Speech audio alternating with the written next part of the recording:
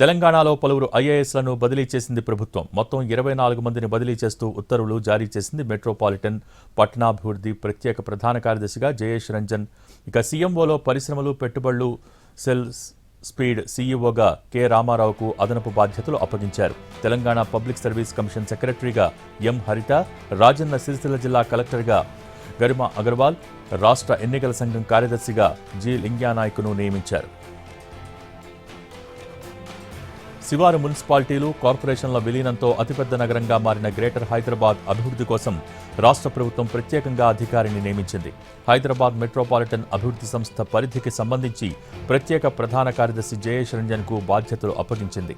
ప్రస్తుతం యువజన, క్రీడలు, పర్యాటక శాఖ ప్రత్యేక ప్రధాన కార్యదర్శిగా ఆయన నిర్వహిస్తున్న అదనపు బాధ్యతలు కొనసాగుతాయని తెలిపింది.